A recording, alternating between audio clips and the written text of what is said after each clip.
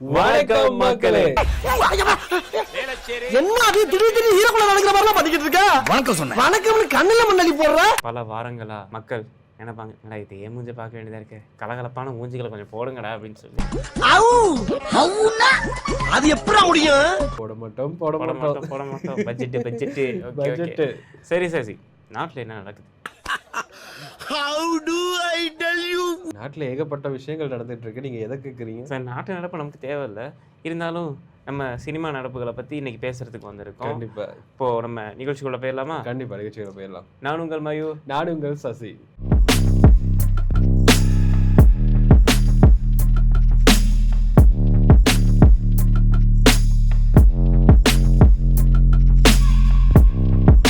Nostalgic feel அப்படின்னா வந்து சின்ன வயசுல வந்து நமக்கெல்லாம் வந்து ஸ்கூல் ஹாலிடேஸ் விடுவாங்கல்ல, ஆமா. அந்த டைம்ல வந்து ஒரு பர்டிகுலர் டிவி, அந்த டிவியில் வந்து ஒரு கிட்ஸுக்கான மூவிஸ் போடுவாங்க.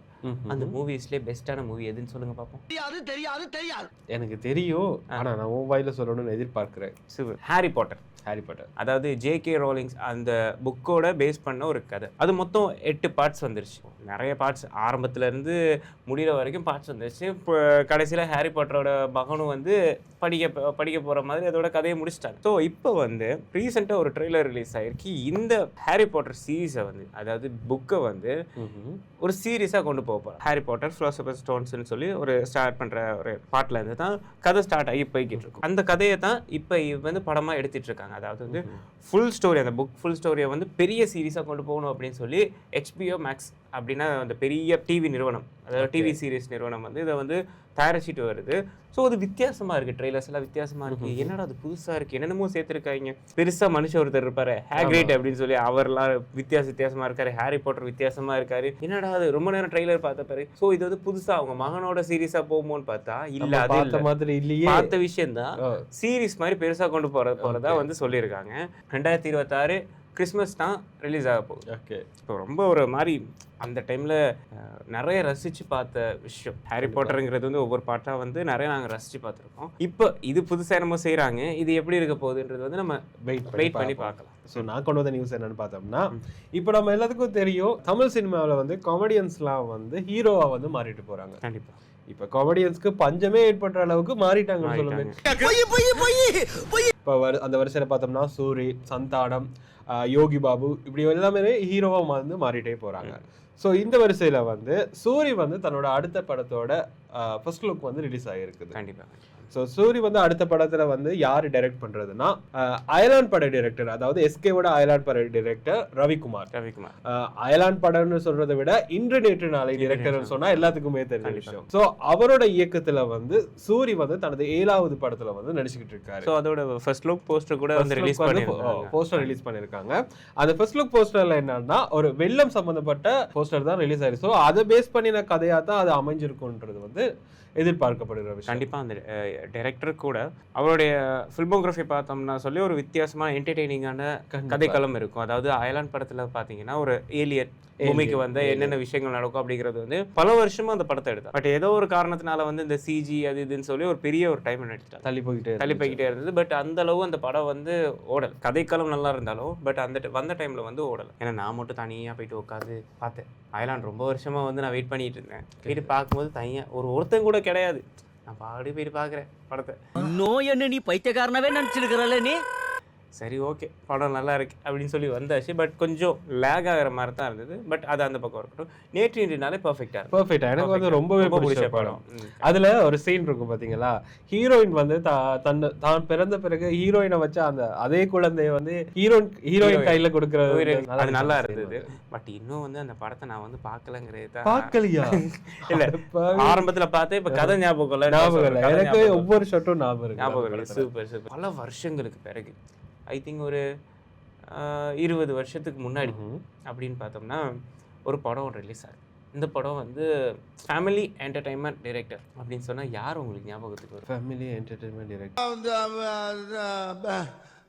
வந்து இப்ப நான் என்ன உங்கள்ட்ட சொல்றது, நிறைய பேர் அந்த காலத்துல நிறைய பேர்ல இருக்காங்க. ஆனா மெயினான ஒரு பர்சன் விக்ரமன். விக்ரமன் அவருடைய ஃபில்மோகிராஃபில வந்த படம் தான் உன்னை நினைத்து. அந்த படத்துல உங்களுக்கு என்ன பாட்டு ரொம்ப பிடிக்கும்? இசைமழையில் நனைய நீங்கள் தயாரா? என்னை தாளாட்டும் சங்கீதம் நீ அல்லவா. ஸோ அந்த பாட்டை வந்து அந்த பாட்டு மட்டும் இல்லை, அந்த படத்துல வந்து இளைய தளபதி விஜய் தான் நடிக்க இருந்தது. அந்த டைம்ல இளைய தளபதி விஜய் தான் நடிக்கிறதா இருந்தது. ஸோ அவர் வந்து இப்போ இந்த கடைசி படம் அப்படின்னு சொல்லி வந்து நம்ம வந்து ஜனநாயகன் போய்கிட்டு இருக்கு. அது இன்னும் வரைக்கும் வந்து எந்த சால்விங்கும் இல்லை சிபிஎஃப்சியில இருந்து. ஸோ அந்த டைம்ல வந்து விக்ரமன் வந்து ஒரு ட்வீட் பண்ணியிருந்தாரு, ஒரு சின்ன ஒரு கிளிப் போட்டு என்னை தாளாட்டும் சங்கீதம். இந்த படத்துல வந்து இவர் தான் நடிக்க இருந்தது. நாங்க ஆல்ரெடி வந்து ஷூட் போயிட்டு வந்திருந்தோம், 2 பாட்டு ஷூட் பண்ணியாச்சு. சின்ன ஒரு பைட் ஒன்று போட்டிருந்தாரு. பார்க்கும்போது நல்லா இருந்துச்சு. இது வந்து ஹைதராபாத்லேயே ஏதோ ஒரு இடத்துல போயிட்டு தான் எடுத்துதா சொல்லியிருந்தாரு. ஸோ கரெக்டான இடம் லொக்கேஷன் எனக்கு தெரியல. இப்போ ரீசெண்டாக ஒரு போஸ்ட் ரிலீஸ் பண்ணி விக்ரமன் சொல்லியிருக்காரு, அந்த பாட்டை வந்து இந்த 28ஆம் தேதி ரிலீஸ் பண்ணியிருக்காங்க.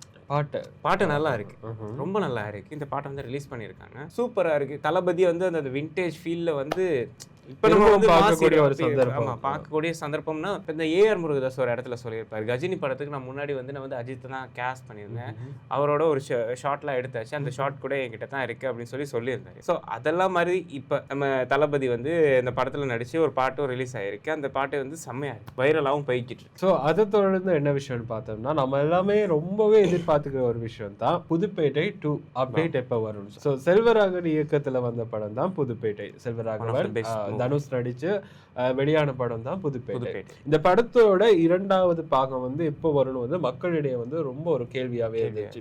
எங்க போனாலும் ஏன்னா செல்வராகவன் வந்து டிரெக்ஷனை விட்டுட்டு நடிப்புல வந்து இன்ட்ரெஸ்ட் காட்ட வந்து ஆரம்பிச்சிட்டாரு. ஸோ புதுப்பேட்டை 2 வந்து வராது அப்படின்ற மக்கள் வந்து நினைச்சிட்டு இருந்தாங்க. ஸோ அதுக்கெல்லாம் முற்றுப்புள்ளி வைக்கிற மாதிரி தன்னோட எக்ஸ் தளத்துல செல்வராகவன் வந்து புதுப்பேட்டையோட கதையை எழுதி முடிச்சிட்டேன்னு சொல்லி அப்டேட் ஒன்று கொடுத்துருக்காரு. சூப்பரா. இப்போ வந்து அவர் வந்து 7 ரெயின்போ காலனி பார்ட் 2 பண்ணிட்டு இருக்காரு நினைக்கிறேன். ஸோ அதில் வந்து வேற ஒரு ஹீரோயின், அதே ஹீரோ தான். பட் எப்படி இருக்க போகுதுன்னு தெரியல. இது நெஞ்சம் மறப்பது இல்லை மாதிரி பேய் படத்தை எடுத்துட்டு வரோ தெரியல. சரி பாப்பா என்ன மாதிரி அந்த நாஸ்டாலஜிக் அந்த டைரக்டர் நமக்கு திரும்ப வேணும், இந்த பழைய யுவன் வேணும் அப்படிங்கிற மாதிரி. சில படங்கள் வந்து அப்படித்தானே. இப்போ நம்ம வந்து பார்ட் 1 வந்து ரொம்பவே வியப்பா பார்த்த படங்கள் வந்து பார்ட் 2 என்னடா இப்படி வந்துருச்சு அப்படின்ற யோசிக்கிற அளவு நிறைய படங்கள் வந்துருச்சு. எக்ஸாம்பிள் சொல்லலாம், ஆனா அது வம்பா வந்து முடிஞ்சிடும். இருந்தாலும் சொல்லுவோம். சந்திரமுகி வந்து பெரிய ஒரு இப்போ வரைக்கும் அந்த ரெக்கார்டை வந்து எந்த ஒரு தமிழ் இண்டஸ்ட்ரீஸ்ல வந்து உடைக்க முடியாம இருந்த டைம்ல வந்து சந்திரமுகி 2 பெரிய பொருட்செலவுல எடுத்த படம். அந்த அளவுக்கு கூட வந்து சந்திரமுகி பார்ட் 1 எடுக்கல, அந்த அளவுக்கு எடுக்கல. பார்ட் 2 வந்து ஸ்க்ரீன் பிளே வைஸ் வந்து ரொம்ப சொதப்பிட்டாங்க. ஏன்னா வந்து தெலுங்குல வந்து நாகவல்லி அப்படின்னு சொல்லிட்டு ஒரு படத்தை வந்து தான் எடுத்திருந்தாங்க.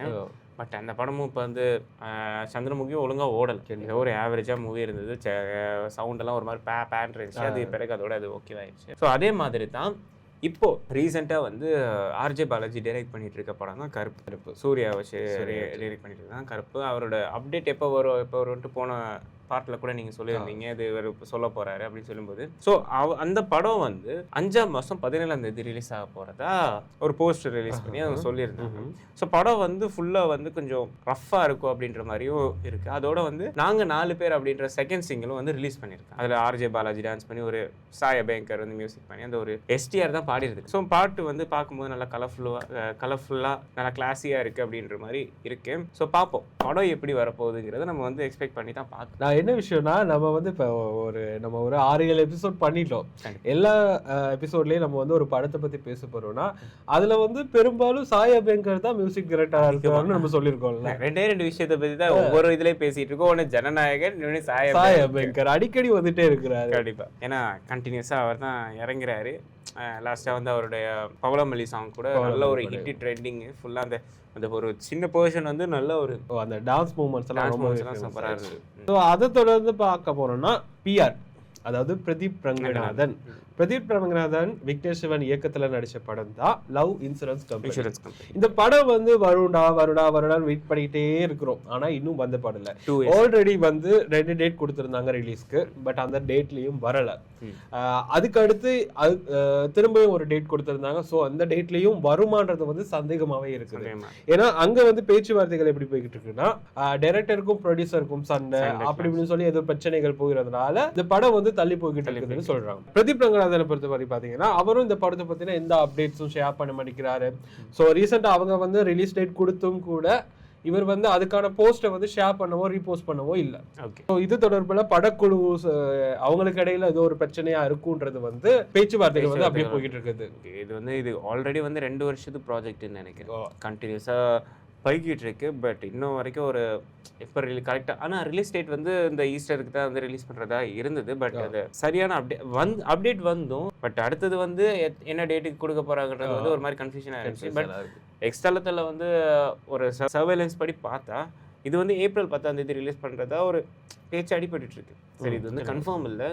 சில நேரம் வந்து 7 Green அதாவது வந்து ப்ரொடக்ஷன் கம்பெனியால் ஏதாவது ஒரு போஸ்டர் வரலாம் அப்படின்றது வந்து கொஞ்சம் இது கண்டிப்பாக. அது மட்டும் இல்லாமல் இந்த வருஷம் வந்து வந்த படங்கள்லேயே வந்து ஒரு பெஸ்ட் மூவி அப்படின்னா துரந்தர். இந்த துரந்தர் பார்ட் 1 துரந்தர் 1 வந்து டிசம்பர் ரிலீஸ் ஆனிச்சு. துரந்தர் 2 வந்து இப்போ இந்த 19 ரிலீஸ் ஆனிச்சு. ஸோ நல்ல பாசிட்டிவ் ரிவ்யூஸ் தான் வந்திருக்கு. ஸோ அந்த ப்ரொடக்ஷன் டீம் வந்து இந்த படத்தில் வந்து நாங்கள் நிறைய ஃபுட்டேஜ் எடுத்துட்டோம். இதில் உள்ளுக்க இருக்க டீட்டெயில்ஸ் வந்து நிறைய இருக்குது. இப்போ வந்து அந்த படம் வந்து சீரியஸாக எடுக்க போகிறதா வந்து ப்ரொடக்ஷன் டீம்லேயே வந்து சொல்லியிருக்காங்க. இருந்ததை வந்து அப்படி ஓடிடியில் ரிலீஸ் பண்ண போகிறோம் அப்படி. ஓகே, இப்போ வந்து அடுத்தடுத்ததாக வந்து நான் வந்து சின்ன சின்ன அப்டேட்ஸ் வந்து கொடுத்துட்டு போயிருக்கேன். ஏன்னா வந்து கடையை க்ளோஸ் பண்ணுற டைம் ஆகிடுச்சு. போதும் லிஸ்ட் பெருசா போய்கிட்டு இருக்கு. டைம் ஆயிடுச்சு. அதனால ஓகே ரைட். இப்போ வந்து லாஸ்ட்டாக வந்து ரிலீஸ் ஆகி நல்ல சக்கப்போடு போட்ட படம் தான் தாய்க்கிழவி. ஸோ இந்த தாய்க்கிழவி படம் வந்து ஏப்ரல் 14 வந்து டிஸ்னி ஹாட்ஸ்டாரில் வந்து ப்ரீமியர் ஆக போகுது. அதாவது ஓடிடி ப்ரீமியர் ஆக போகுது அப்படின்னு சொல்லி படக்குழு வந்து தெரிவிச்சிருக்காங்க. அது மட்டும் இல்லாமல் நம்ம ஆண் பாவம் பொல்லாது அந்த படத்தில் நடித்தவர் தான் ரியோராஜ். அவரோட படம் அடுத்த படம் வந்து மேடி அப்படின்னு சொல்லி வந்து டைட்டில் பண்ணியிருக்காங்க. ஸோ அந்த படத்தோட பூஜை வந்து ரீசெண்டாக வந்து செஞ்சுருக்காங்க. ஸோ இந்த படத்தில் வந்து சானியா ஐயப்பன் அதாவது வந்து இருகப்பற்று படத்துல ஒரு பர்சனா வருவாங்க. அவங்க தான் வந்து நடிக்கிறாங்க.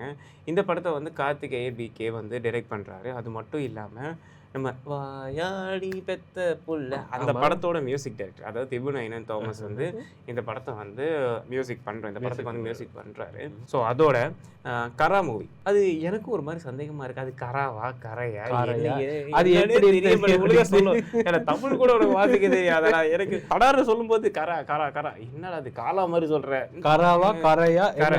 இந்த படத்தோட பேரு கரை.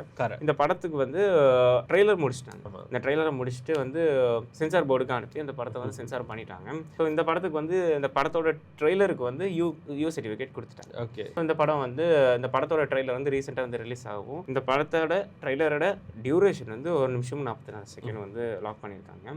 ஸோ அது மட்டும் இல்லாமல் வந்து ரீசெண்டாக ரிலீஸ் ஆன யூத் படம் கென் கருணாஸ் வந்து நடிச்சு நல்ல ஒரு பாசிட்டிவ் ரிவ்யூஸ் பெற்றுருக்கு. அந்த படத்தில் வந்து ஒரு பாட்டை வந்து ட்ரெண்ட் பண்ணியிருந்தேன். நான் ஆசைப்பட்ட பொண்ணு மோனிஷா. அதுக்கும் இப்போ ரைட்ஸ் கேட்ட ஒரு பிரச்சனை ஒன்று போய்கிட்டு இருக்கு. ஸோ அந்த டைமில் வந்து என்னது இது ஏன் பாட்டு என்கிட்ட கேட்காம வந்து யூஸ் பண்ணிட்டாங்க அப்படின்னு சொல்லி அந்த பாடல கம்போஸ் அண்ட் பாடின ஒருத்தர் வந்து மீடியா ப்ரெஸ் மீட் வச்சு இது பண்ணியிருக்காங்க. ஸோ அந்த படக்குழு சைட்லேருந்து சொல்லியிருக்காங்க இந்த பாட்டை வந்து நாங்கள் வந்து முறைப்படி கேட்டு தான் எடுத்திருக்கோம். பே பண்ணி தான் எடுத்திருக்கோம். இந்த பாட்டோட ரைட்ஸ் வந்து திவோ கம்பெனில தான் இருக்கு. ஸோ அந்த டைம்ல வந்து நாங்கள் வந்து கேட்டு தான் நாங்கள் இந்த பாட்டை நம்ம எடுத்து யூஸ் பண்ணியிருக்கோம். இப்போ இருக்க இந்த காப்பிரைட் இஷ்யூஸ் சிச்சுவேஷன்ல வந்து யார் வேணாலும் என்ன வேணாலும் சொல்லியிருக்காங்க. ஸோ அந்த டைம்ல வந்து இதை வந்து அவங்க வந்து பப்ளிசிட்டிக்காக பண்ணிருக்கலாம் அப்படின்னு சொல்லி வந்து எக்ஸ்தலத்தில் வந்து சொல்லியிருக்காங்க. இப்போ அவனா எல்லாருமே காப்பிரைட்ஸ் கேட்டுட்டு இருக்காங்க. இந்த பிரச்சனை வந்து எல்லாத்துக்கும் அடிக்கடி வந்துட்டு இருக்க பிரச்சனை. காப்பிரைட்ஸ் வந்து ரொம்ப பிரச்சனை. ஏன்னா வந்து படம் ஃபுல்லா முடிச்ச பிறகு அந்த படம் ரிலீஸ் ஆன பிறகு சின்ன கிளிப்ஸ் வந்து சாங் யூஸ் பண்ணியிருந்தா கூட இந்த காப்பிரைட்னு சொல்லி இது ஒரு பெரிய கேஸாவே. ஒருவேளை இந்த படம் வந்து சக்சஸ் ஆகாட்டி கேட்டிருப்பாங்கன்றது சந்தேகம் தான் இருக்கு. பட் நல்ல ஒரு டெபியூ டைரக்டர் மாதிரி அதாவது ஒரு ஆக்டர்ல இருந்து ஒரு டைரக்டருக்கு போறதுன்றது வந்து ஒரு பெரிய ஒரு டிரான்ஸ்ஃபர்மேஷன். ஆமா, ஒரு மனுஷன் வளர்ந்துட்டு வந்தா அவனுக்கு அடி விழுறது சாதாரணம் தான். ஸோ நல்ல ஒரு பாசிட்டிவ் ரிவ்யூஸ் கிடைச்சிட்டு இருக்கு. நம்மளும் வந்து சேலரி போட்டதுமே போயிட்டு வந்துடும் பார்ப்போம். ஏற்கனவே லிஸ்ட் பெருசா இருக்குது. கேட்பாங்க ஏன்டாடி நீங்க சினிமா நியூஸ் செய்ய வரீங்கடா ஒரு படம் கூட பார்க்க மாட்டேங்கிறாடா அப்படின்னு சொல்லி ஆடியன்ஸ் நம்மளும் கேட்பாங்க. ஸோ ஓகே ரைட், இப்போ வந்து நம்ம வந்து கடையை சாத்த வேண்டிய டைம் ஆச்சு. நம்ம வந்து எப்பயும் போல இல்லாம ஒரு கலகலப்பே இல்லாம போய்கிட்டு இருக்கு. என்ன ஆச்சு? ஏன்னா ஊருக்கு போறதால அந்த சோகத்திலே நான் இருக்கேன்டா. நாளை கழிச்சு ஊருக்கு போடாம இருக்கேன். அங்க என் தங்கச்சிக்கு சடங்கு. சூப்பர். சரி ஓகே, ஒரு எப்படி இருந்தாலும் நான் வந்துருவேன், கவலைப்படாதீங்க. ஏன்னா மக்கள் வெயிட் பண்ணிட்டு இருக்காங்க, ஒன்னு மிஸ் பண்றாங்க. என்னது எந்த நாளைக்கு நியூஸ் செய்யறேன். சரி ஓகே, இப்போ நம்ம வந்து கடையை சாத்திடலாம். நீங்களே ஏதாவது பெட்டரா யோசிச்சு வச்சிருப்பீங்க, நீங்களே சாத்திடுங்க. நானே சொல்லிடுவா. ஸோ மக்கள் வாரம் நாங்க சொல்ற விஷயம் தான் நீங்க கொடுக்குற எங்க சப்போர்ட்க்கு வந்து மிக்க பெரிய நன்றிகள் உங்களுக்கு வந்து தெரிவித்துக் கொள்றோம். ஸோ டைம் ஆச்சு, நாங்களும் கடையை சாத்த வேண்டிய நேரம் வந்தாச்சு. ஸோ நிகழ்ச்சியிலேருந்து இந்த வாரம் வந்து உங்களிடம் விடைபெறுகின்றோம். விடைபெறும் நான் சசி, நான் மயூ. டாடா மக்களே. பாய் பாய் மக்களே.